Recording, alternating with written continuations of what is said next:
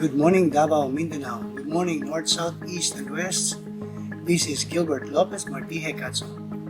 For the headlines. Weather forecast.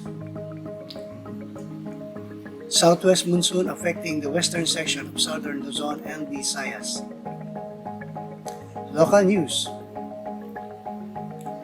3,000 Davao beneficiaries for Lifeline rate subsidy. Vice President Sara Duterte clarifies unit team dissolution. SP lauds for achievements in the Impact Ranking 2024. Dengue cases declined in Davao City. Now for the national news. 21 rescues seafarer, bodies of 3 Kuwait fire victims arriving. PNP goes to get tougher on cigarette smuggler. International news. Well spill cleanup resumes at Santa Rosa or Sentosa East Coast Park.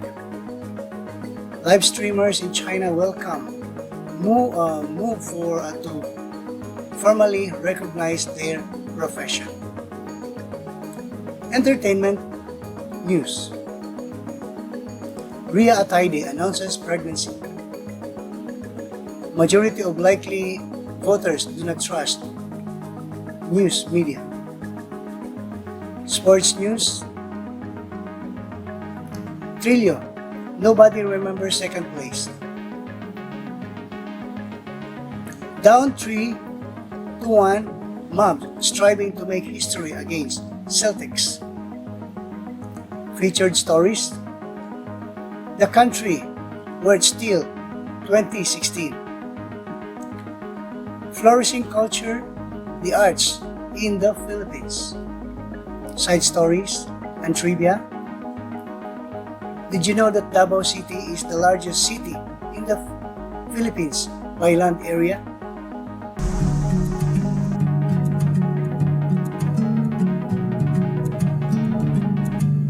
Weather forecasts. Southwest monsoon affecting the western section of southern Luzon and Visayas. Visayas and Mindanao will experience a partly cloudy to cloudy skies with isolated rain showers and thunderstorm due to localized thunderstorm and possible flash floods and landslides during severe thunderstorms.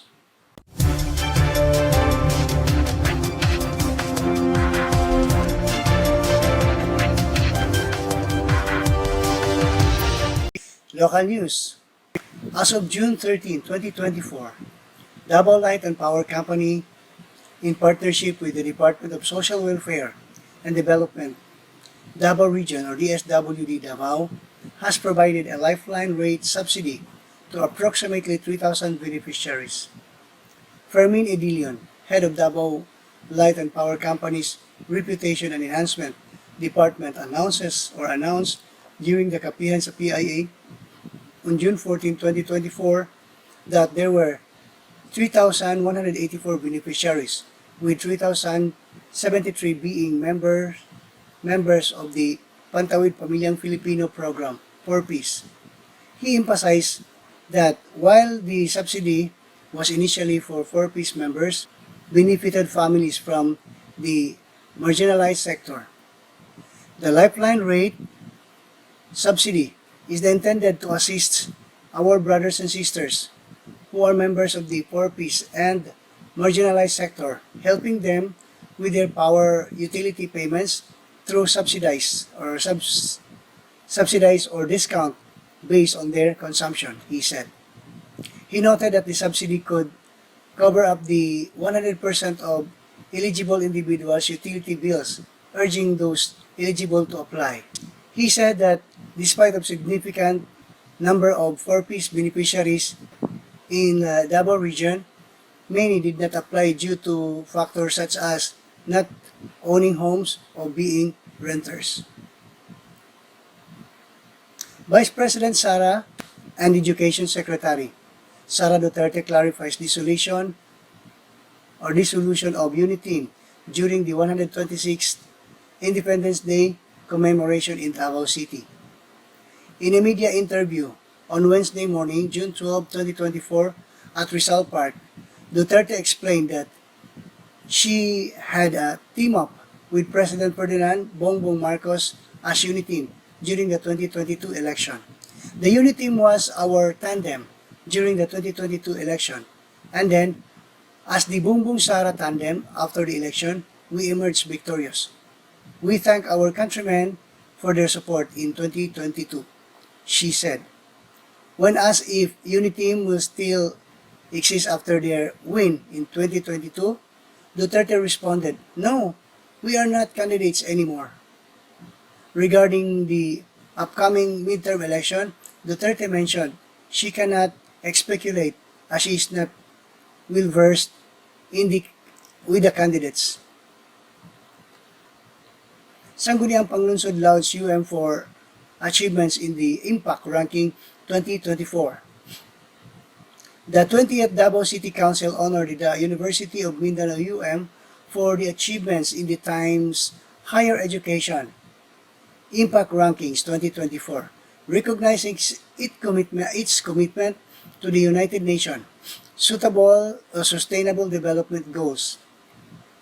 Councilor Pilar Braga, Chair of the Committee on Education, Science and Technologies, Arts and Culture, highlighted UM's milestone during the 22nd regular session of the Davao City Council on June 11, 2024 at the Sangguniang Panglungsod. Was ranked among the 2,152 universities from 25 countries for its education to SDG 3, Good Health and Well-being, SDG 8, Decent Work of Economic Growth, SDG 10, Reduce Inequalities of SDG 17, Partnership for the Goals. Celebrated its inaugural inclusion in a global assessment in a Facebook post on June 12, 2024, becoming one of 56 Philippine schools recognized in the ranking. Technical excellence position it as a regional leader in driving impactful change.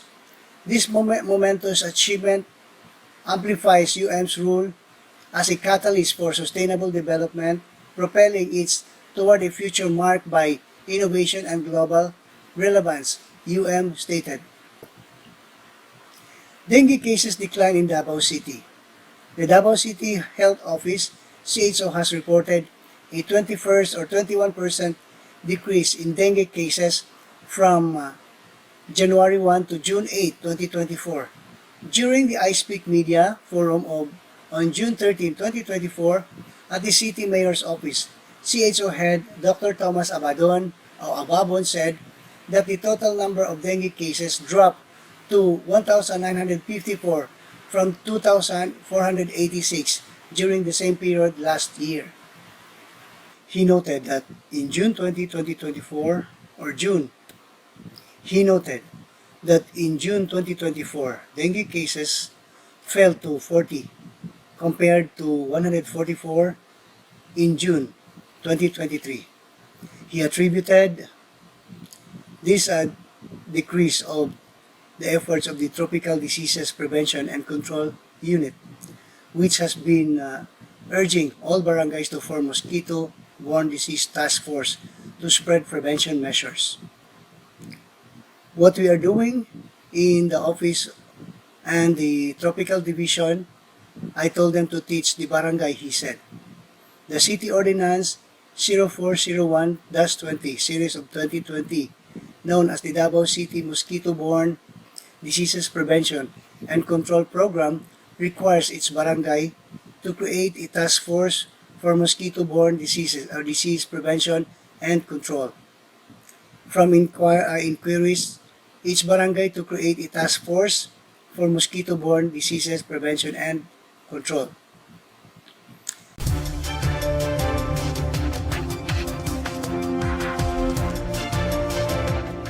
National news.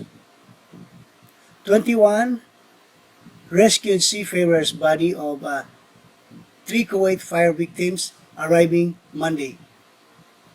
Manila, the 21 Filipino seafarers who were rescued from the Houthi rebels' attack MV Tutor in the Red Sea are set to arrive Monday afternoon in Manila.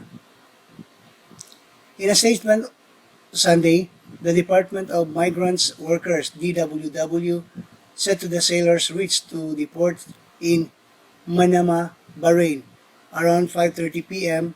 Saturday after being extracted by the United States Navy ship. The Filipino seafarers were received by Philippine Ambassador to Bahrain, Anne Holando, on Louis, and were expected to board a flight home Sunday evening, in the DMW said. The seafarers who underwent stress debriefing and a medical checkup will be joined by DMW labor attached Hector Cruz. The Filipino seafarers were on board the MV Tutor, attacked by Houthi rebels while sailing in the Red Sea on June 12. PNP goes tougher in cigarette smugglers. The Philippine National Police vowed to eradicate cigarette smugglers following reports that the government lost a strategy or staggering 25.5 billion in 2023 due to the illicit trade. PNP Chief General Ramil Francisco Marbil said that the battle against counterfeit and smuggled cigarettes is not just a fight for revenue or law enforcement. It is a crusade to safeguard the health of our Filipino and our people and ensure economic stability. He said in a new release Sunday, "We will not rest until every illicit operations is dismantled by every counterfeit product seized and every violator brought to justice." The Bureau of Internal Revenue BIR reported that the spread of counterfeit and smuggled cigarettes contributed to a 15.9% decline in the revenue last year, equivalent to 25.5 billion pesos. From January to April this year, the BIR reported losses totaling of 6.6 billion pesos.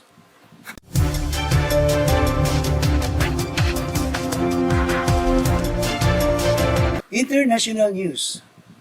Oil spill cleanup resumes at Sentosa East Coast Park. Workers use shovels to lift layers of sand covered in oil and scoop them into big plastic bags. The bags were then carried up on a skid steer loader. The CNA visited at 11 a.m. The smell of petrochemical could still be detected from the entrance to Tanjong Beach, growing stronger nearer to the sea. An oil stick could still be seen, and seawater and a rocky outcrop near the shore, as well as in the beach. Some patches of sand were starting to peek through the oil. The oil washed up the stones of Singapore beaches after a dredger hit the bunker vessel and Pasar Panjang terminal on Friday. The Netherlands plug dredger hit a stationary Singapore plugged bunker vessel at about 20:20 p.m., causing some oil from the cargo tank in the vessel to spill into the water. Live streamer in China welcome move to formally recognize their profession. Experts expect stricter tax enforcement. Singapore, for 4 hours daily, Miss Kian Yungjing gets in front of the camera in her Shinshin office and lay out how to excel at the workplace through good communication and high emotional intelligence. The 40-year-old live streamer broadcasts on Chinese social media platform like Douyin, Kuaishou, and Xiaohongshu, where she has amazed 5 million fans and counting. She didn't want to share her exact earning, only disclosing that they earn 6 digits in yuan monthly. It is relatively recent reality for Miss Ken. Like many others, the mompreneur with over 10 years of teaching experience in workplace communication was forced to pivot her business online when the COVID-19 pandemic hit in 2020. Her team and Homeland, a Shenzhen-based content creator company she founded in 2015, went through much trial and error during the first 2 years of the transition. They needed to master the use of the online platform for conducting lessons and to analyze the demand of the online market. We struggle a lot, but we managed to push through. We believe this field, live streaming, was not only vital during the pandemic, and it has been proven so, Ms. Kim told CNA.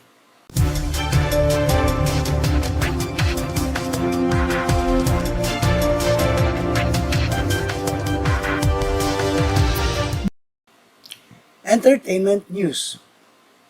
Rhea Ataide announced pregnancy. Rhea Ataide announced on Sunday that she and her husband, Sanju Marudo, are expecting a child, putting to rest speculations surrounding her pregnancy. The actress revealed the news via an Instagram post on Father's Day, where she greeted her husband, Marudo. The accompanying photo depicted the couple on the beach showing Ataide's baby bump. To the dad, you already are, and the dad, I know you'll be. Love you, at only Sanju Marudo, she wrote on the caption. So excited for a new chapter with you, she said. The post addresses recent speculations circulating among social media users regarding Ataide's pregnancy. Majority of likely voters do not trust news media. Americans do not trust several major U.S. institutional, particularly the national news media. Younger people were more likely to trust the media, with 47% of those ages 18 to 34 saying that they trust it, and 46% saying the opposite. The numbers of steadily worsen as likely voters get older, with 41% of likely voters 65 years old and older saying they trust the media, compared to 57% we do not. When the presidential election coming in November, the poll also asked voters how confident they feel about the following statement: the media will report on the issues that matter most to you. Only 24 or 42% said they were confident that was the case, while 54% said they were not confident.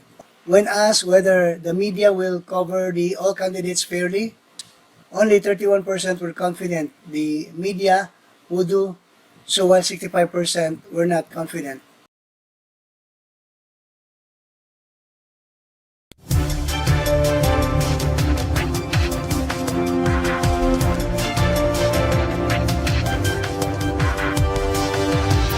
Sports news. Trillion, nobody remembers second place. Now that they are within a win of their first ever PBA championship, The Meralco Bulls are determined to not let a golden opportunity slip away. Their first chance to close the series out is on Sunday night in Game 6 of the Philippine Cup Finals at Smart Araneta Coliseum, where the franchise that endures so many title heartbreaks can make those defeats a distant memory with another victory to over a favorite San Miguel beer man. Nobody remembers second place. You got to win once again, once to gain respect. Coach Laige Trillo said late Friday after the Bolts took Game 5 92-88 for a 3-2 lead in the series. History favors Meralco since 15 of 19 teams in the last 12 years that won a Game 5 to take a pivotal advantage in the finals have gone on to rest the championship trophy. But San Miguel is no stranger to overcome such a precarious deficit, winning the title in the 2019 and 2022 Philippine Cup against Magnolia and TNT, respectively, in a series comebacking fashion. Down 3-1, Mavs striving to make a history against Celtics, with Dallas facing a 3-0 deficit in the NBA Finals. Doncic rose to the occasion and led the Mavericks to a 122-84 shellacking of the Boston Celtics on Friday night in Game 4 on his home court. Doncic went for 29 points, 5 assists, 5 rebounds, and 3 steals, a performance that virtually erased fourth quarter collapse in Game 3 that subjected the Dallas Stars to scrutiny from media across the country. In that game, the Mavericks trailed by 21 following a direct white three-pointer with 11-7 left in the game before mounting a feverish rally that got them 93-90 with 6:11 to go. But with 4:12 remaining, Doncic stepped in front of Jaylen Brown to try a charge, and was called for a blocking foul, his sixth personal.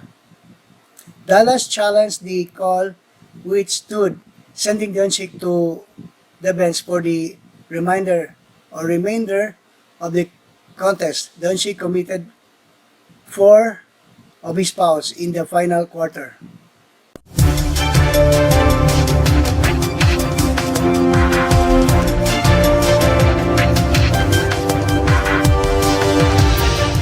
Featured stories: the country where it's still 2016. In Ethiopia, the birth year of Jesus Christ is recognized as 7 or 8 years later than the Georgian or Gregorian or Western calendar New Year. Inkutatas is celebrated in September, when the Adi Abida flower indigenous to Ethiopia blooms Abel Gashau.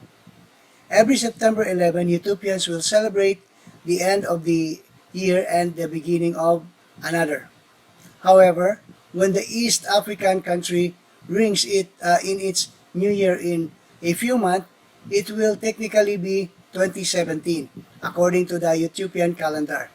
So, why the Ethiopia, Africa, second most populous country, 7 years and 8 months behind much of the rest of the world, and how does that work for Ethiopians living on a increasingly interconnected planet that mostly operates in a entirely different area? The answer lies in traditions that centuries date back centuries and a firm sense of national identity.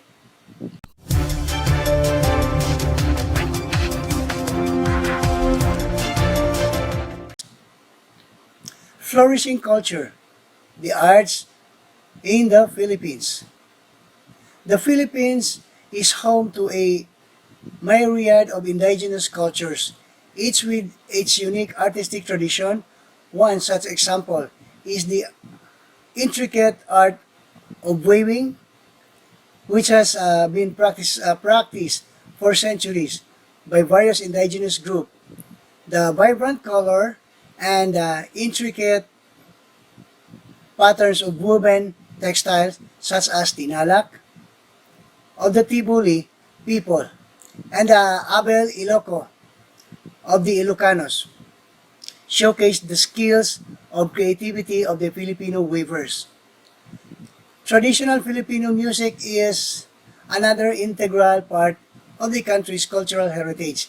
Instruments like the kulintang, kubing, and angkong produce melodies, sounds that accompany traditions, dances, rituals, and celebrations. These art forms continue to thrive the indigenous communities and serve as link to their ancestral past. For the side stories, let's watch this.